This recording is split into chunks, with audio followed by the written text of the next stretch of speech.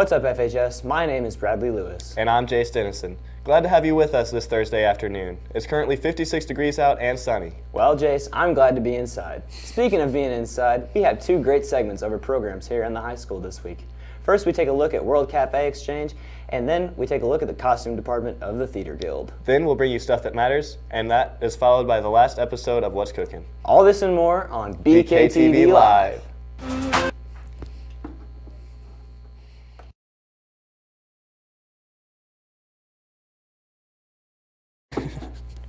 World Cafe Exchange has been a part of the Farmington High School since 2000. In 2004, FHS connected with Miss Straubuck, the German exchange coordinator.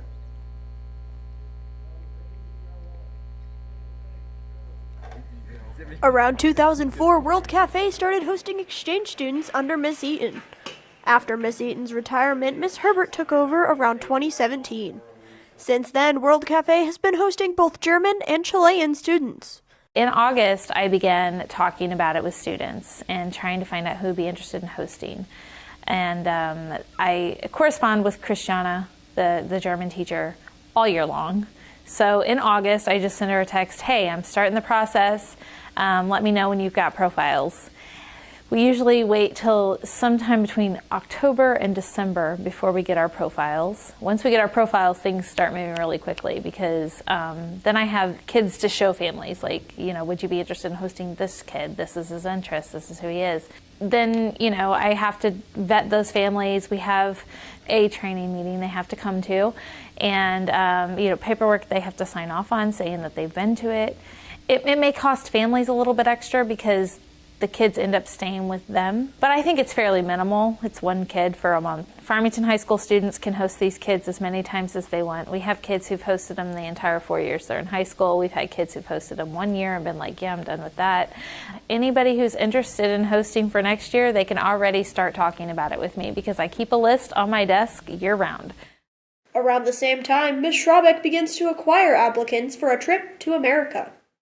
I always take 1,800 euros per child, but over the last years I'm always able to give money back, $200, $300, but I want to be on the safe side. I actually had 18 kids who wanted to come. I will have like an information evening, and the parents and the kids who are interested in the program, they come.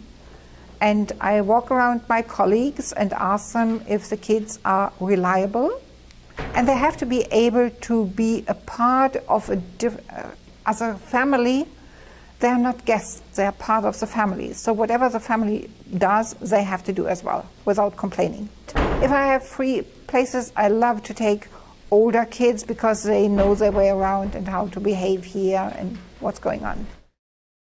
Work must go into preparing to come to America for these exchange students. So we had to practice English for many years. We had to register by Ms. Straubuck to get here. So we have to do like our German homeworks and stuff, and we get marks for it. The whole point of the exchange students being here is to understand American culture and to improve their English vocabulary and speaking ability. So we try to show them Farmington or just St. Louis or Missouri in general. And I know a lot of people I've talked to are like, well, why would they go to Farmington or Missouri? Well, it's just so people in this school can realize other cultures, and then for them to see like what a small town looks like in the U.S. and then go to like Six Flags or Elephant Rocks or wherever they want to go. There are a lot of things that we take for granted over here in FHS and in America in general. And there's a lot of things that we wouldn't think twice about. And they were like, oh, I've never done this before. I've never tried this before. And they think we're so like nice over here in America. And I guess they just like our culture. Thank you to World Cafe for hosting these students, as well as giving them this opportunity. This has been Morgan Short and Dayton Kennan reporting for BKTV. Every March, Farmington gets the honor to host these short-term exchange students. Contact Ms. Herbert if you are interested in hosting or being a buddy. Thank you, Morgan Short and Dayton Kennan. When it comes to putting on a theater production, a vital part of bringing the show to life is costumes. Without costumes, the show would feel bland. Wouldn't you say, Jace? Couldn't agree more, Bradley. To give us an insight on how the world of costumes operates, Savannah Walker, Maddie Washington, and Bree White have the story. The costume design department at Farmington High School is a vital part of Theater Guild. Freshman Brianna White is the head of the costume department. Costume design is a vital part of theater. We create the costumes that the characters will wear, and it really just expresses their character. The costume design department at FHS makes the perfect costumes for actors and fits them effectively. Bree has just finished making costumes for the latest play, 7 Brides for 7 Brothers. Costume design is responsible for a load of things. We have to make the costumes, buy the costumes. We sometimes also borrow them from Mac if we don't have them in time. We have to also make sure everything's organized and everything stays where it needs to be. In the costume department, Bree has learned a lot about costume design and important skills. I've learned a lot of leadership skills and also just like a lot of sewing skills, and I've made a lot of friends. So this is where we keep the outfits. We have our brothers over here, the brides here. Over here we have our suitors and our townspeople. They have their names hooked onto it so that you can see like whose is whose. If you want to join costume design, you can easily just go talk to Miss Lowry and be like, hey, I'd like to join costume design for your next play. How can I do that? And she'll let you know. For BKTV, I'm Maddie Washington. And I'm Savannah Walker. Wow, that was an aspect of Theater Guild that never would have crossed my mind. Thanks to Bree White, Maddie Washington, and Savannah Walker for this unique look at our theater department. Now, we move into our national and global news segment called Stuff That Matters. Grammy-winning American Idol singer Mandisa Lynn Hudley was found dead in her home on Thursday, April 18th.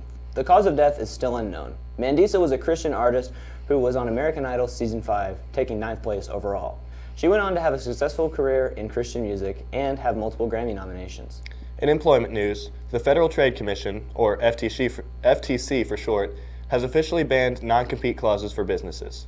Or, in other words, said by FTC Chair Lena Khan, non-compete clauses keep wages low, suppress new ideas, and rob the American economy of dynamism. With this rule set in place, employees all across the U.S. will not have to worry as much about the consequences of finding a new job, and new businesses are bound to spring up because of this. On Monday, April 22nd, a driver of a Mercedes was arrested shortly before the start of a school day after driving through the wall of a Liverpool classroom. The passenger in the car only retained minor injuries and no one else was hurt. But the driver was arrested under the suspicion of driving under the influence of drugs. The Mercedes came to a stop in the middle of a classroom at Beacon Church of England Primary School. Luckily, there was no students in the room. The school was closed for the day to be inspected for structural damages. In news about Trump's trial, the selection for 6 alternate jurors began last Monday, and the election process faced some serious challenges. The importance of having good jurors who don't have any sort of political bias is extremely difficult. This also doesn't help that almost all of the jurors have had their personal info released to the public, and most have been met with serious backlash, going as far as death threats towards them and some of their families. 2 jurors so far have been recalled due to this, and new jurors have had to be selected. Now our final segment of the live. Sam Morrow and Chris Orr give us a look into the fast food industry and demonstrate how to make the best possible smash burgers and fries straight from your own pots and pans. Take it away, Chris and Sam. What's up, FHS, and welcome back to a brand new episode of What's Cooking. This time we're going to be taking you down the fast food route. We're going to be making some smash burgers and some french fries. But before we do that, let's go get some input from the students. Should we just get Jason while he's right here? Hey Jason, what is your favorite fast food restaurant? McAllister's, actually. That's my new favorite. That's new, yeah. McAllister's is good. Bradley, what's your favorite fast food restaurant? Wait, Zach. What's your favorite fast food restaurant? Dairy Queen, all day. He works there, so that's not a fair answer. What's your favorite fast food restaurant? Culver's. Hey, good answer. What is your favorite fast food restaurant? Probably Jack in the Box. It's a good answer. Nighttime, though. Only at nighttime. Jack in the Box nighttime crew. What is your favorite fast food restaurant? Subway. It's a good answer. We should go get Miss Kelly. Miss Kelly, what's your favorite fast food restaurant? Rallies. It's a good answer. What is your favorite fast food restaurant? Probably Taco Bell. It's a good answer. What about you? Taco Bell. Good answers. What is your favorite fast food restaurant? Panera, which St. Louis Bread Co. It's Bread Co. It is. What is your favorite fast food restaurant? McDonald's. Hey, stop. Your favorite fast food restaurant? Fast food restaurant, Arby's. Good answer. Favorite fast food restaurant? Chick-fil-A. Good answer. You guys want to be interviewed? Yes, of course you do. What is your favorite fast food restaurant? Chick-fil-A. How about you? Chick-fil-A. That's lame. Caden, what is your favorite fast food restaurant? Wingstop. Yeah, you guys, what's your favorite fast food restaurant? Culver's. Good answer. What is your favorite fast food restaurant? What is your favorite fast food restaurant? Jimmy John's. That's a good answer, actually. That's also probably my favorite. Chris, what is your favorite fast food restaurant? McDonald's. Now that we're back in Sam's kitchen, let's get a look at those ingredients. For this recipe, you'll need beef, potatoes, buns, oil, and also an assortment of spices. First, you're gonna wanna just scrape the thing. First, you're gonna wanna lightly grease your pan and turn it to 3. Next, you want to measure out your beef equally into balls. You're such a child. Next down. Hey, hurry up. Next, you want to press your patties onto the pan at 300 degrees. Exactly. Hot. Oh, wow. It's also got real smoky in here real quick. God. I don't know how this thing actually, works. Wait.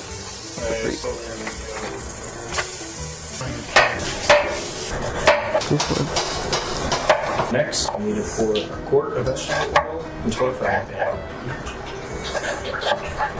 Next, you want to take your evenly sized fries and fry them. Every other time anything has been fried on this show, it has never turned out good. Think we should pull them out?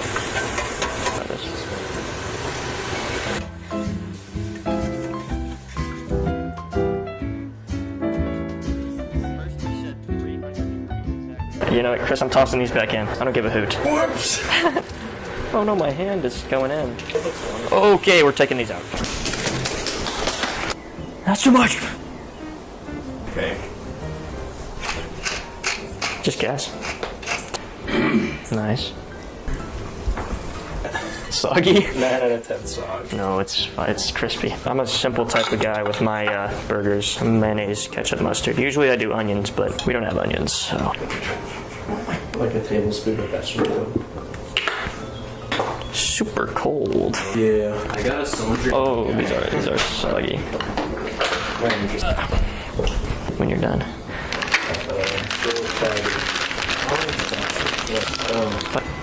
His nail. Ooh.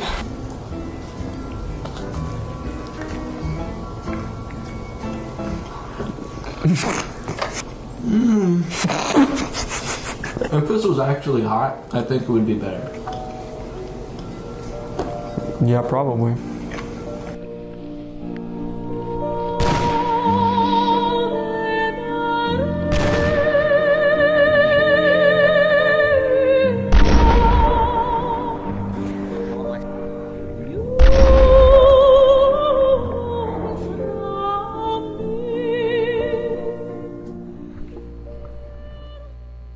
Wow, I wish I could unsee what I just saw. Thanks, Sam and Chris. Well, that's all the time we have for today. Be sure to tune in next week for another episode of BKTV Live.